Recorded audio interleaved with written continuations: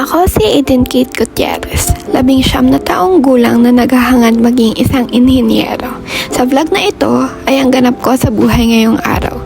Nagising ako ng maaga para pumasok sa universidad at sa hapon ay pumasok sa virtual na klase. May kalayuan ng aming universidad sa aming bahay, kaya kailangan kong pumasok ng maaga. Isang klase lang sa loob ng silid-aralan at mayroon naman akong 3 virtual na klase sa hapon, kaya dali-dali akong umuwi ng bahay.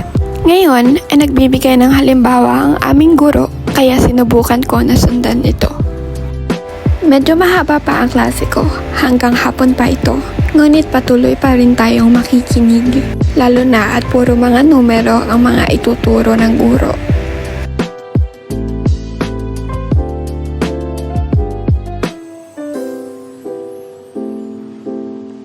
Ang sunod ko na klase ay ang paggawa ng SolidWorks. 1.5 oras din ito, kaya nakakagutom at nakakainip, pero madami naman na matututunan. Sunod ko na virtual na klase ngayong alas 4 ng hapon. Ngayon lang kami nagkaroon ng guro, kaya tinignan ko muna kung nagsisimula na, ngunit hindi pa rin.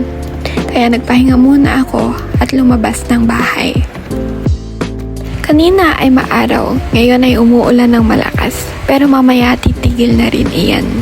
Maghahanda muna kami ng kapatid ko ng hapunan para mamaya. Po tayo sa aming kusina para magluto ng hapunan kasama ang aking kapatid. Medyo mahihain po siya kaya hindi po masyado nakakapagsalita. May binili po ako mga sangkap na gagamitin ngayon sa hapunan. Kaya magluto na tayo! Nagisa ako ng sibuyas habang sinunod ko na ang iba pang mga sangkap. Hinintay ko lang na mag-iba ang kulay nito, saka nilagay ang tuna. Hindi ako ganoong marunong magluto. Mas marunong pa ang kapatid ko na magluto, kaya siya ang kasama ko ngayon na maghanda ng hapunan namin. Naghahain na kami pagkatapos maluto, ngunit napaalat ata ang aming inihain. Pero kami lang naman 2 ang kakain, kaya ayos lang.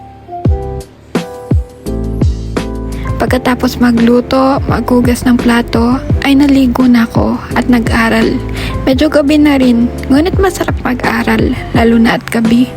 Tahimik at payapa, walang gumugulo, walang maiingay. Pagkatapos nito, pagkatapos kong mag-aral, ay matutulog na rin ako. Paalam!